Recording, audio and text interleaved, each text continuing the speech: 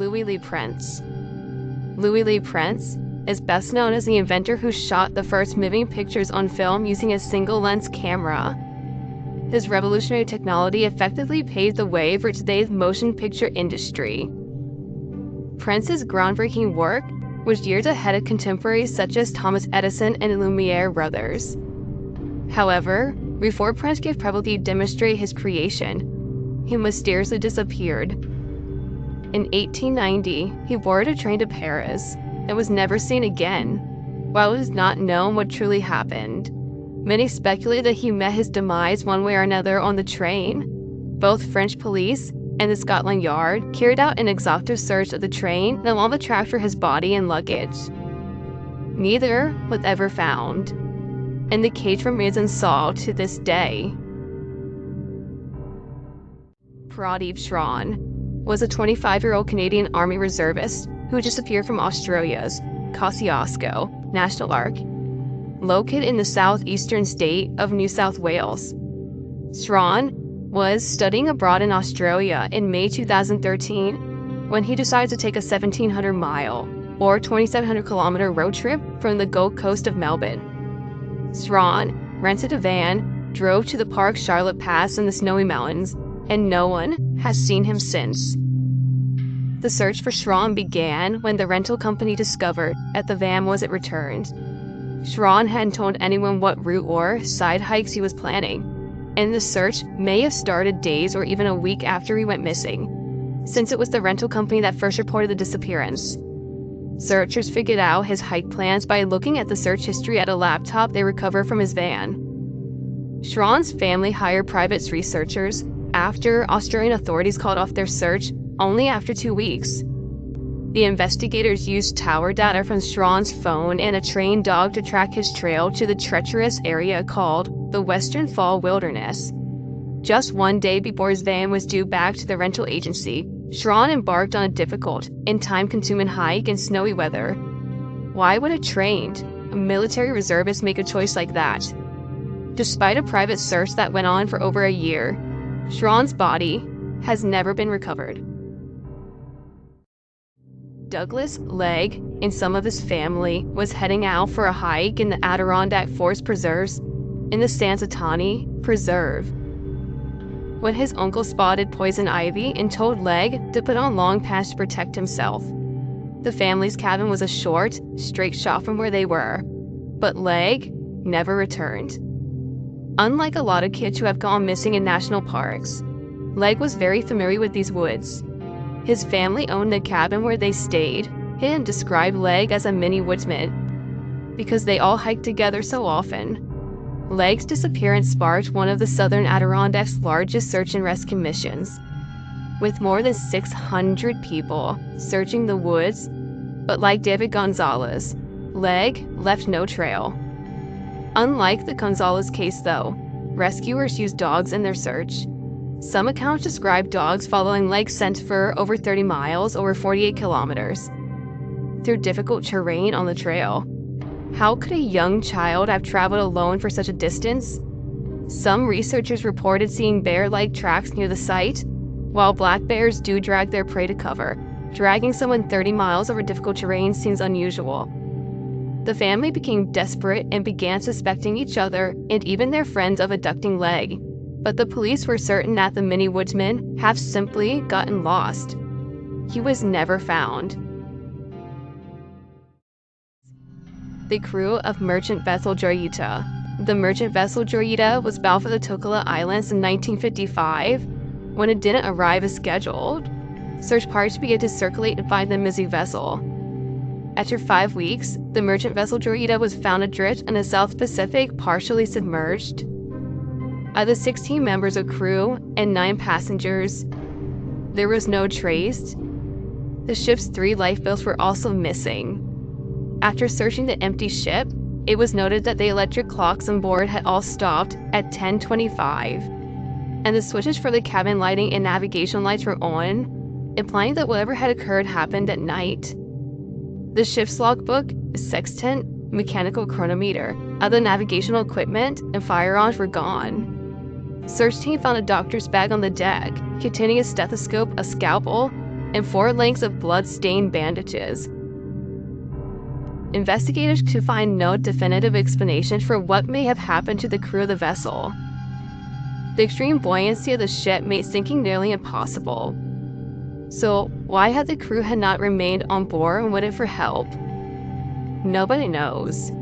The fate of those on board the merchant vessel Dorita has entered naval history and remained a mystery to this very day. According to Peninsula Daily News, Olympic National Park in northern Washington state has a feature that's not as majestic as its mountain views. At least 4 hikers have mysteriously disappeared from the area in the past 25 years, one of whom was 73-year-old John Devine. In 1997, Devine planned to take a hike in the park from Mount Baldy.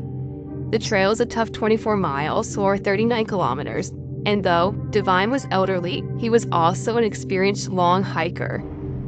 Devine was camping with his friend Greg Balzer. They split up on the day that Devine went missing. Balzer went off to hunt while Devine took off their day to hike.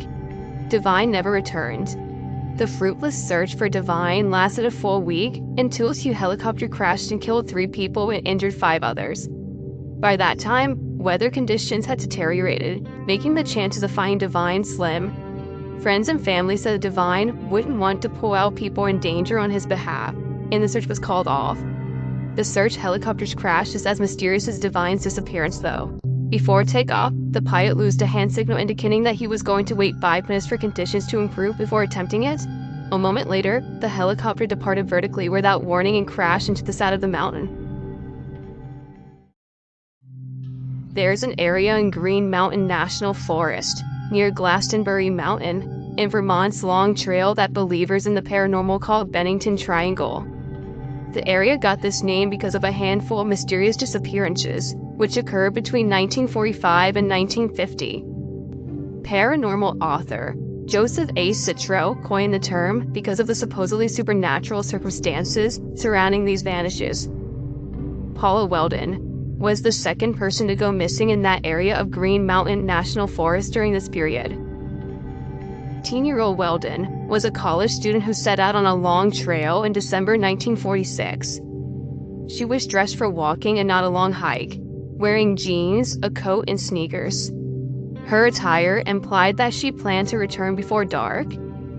When temperatures were supposed to dip below freezing, Weldon told her roommate that she was taking a long walk, and she never returned.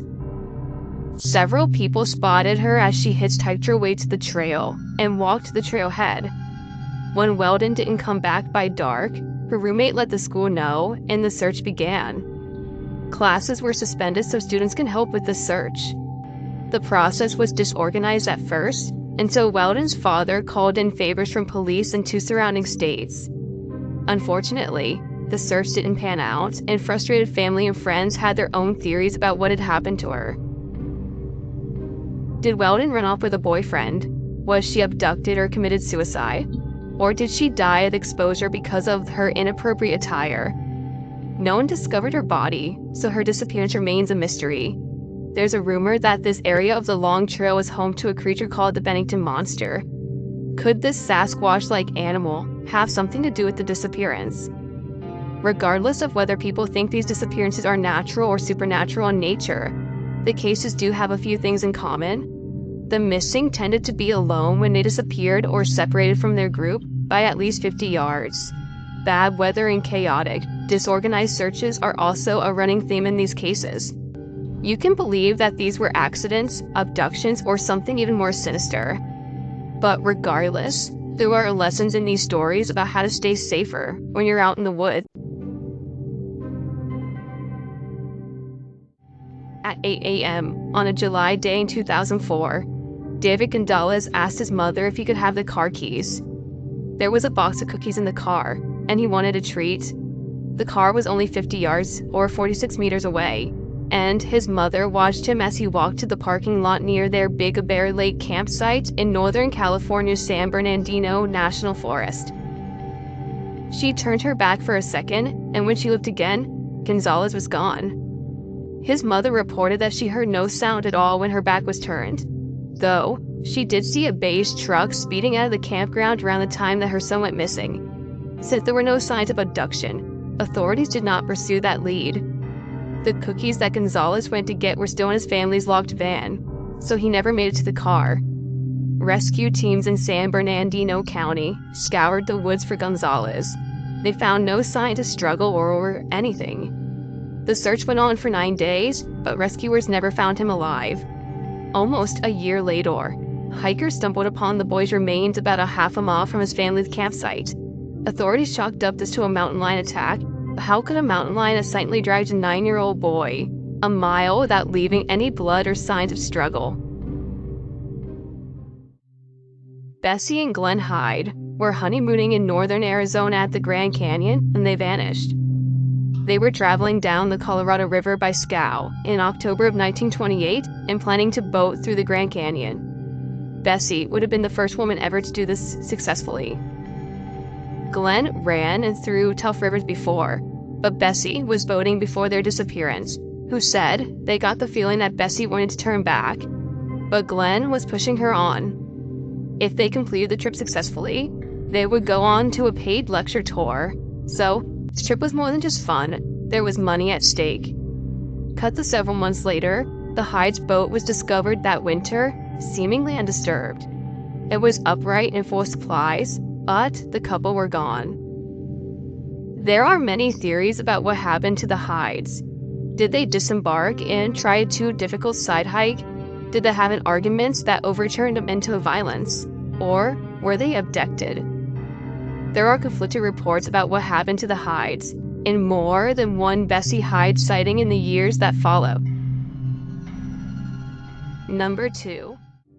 Dennis Martin was on a camping trip near the Tennessee-North Carolina state line with his family in the summer of 1969. It was an annual Father's Day tradition. All of the men in Martin's family headed to the Smoky Mountain National Park to camp and hike. Dennis and his brother had planned a prank on the adults. They were each going to jump out on different sides of the campsite to scare them. It's a pretty practical prank, and should have ended with some startled shouts and then a lot of laughter. The laughter ended quickly, though, when they realized that Dennis was missing. Family, park rangers, and hikers all spread out to search for Dennis almost immediately, but he was nowhere to be found.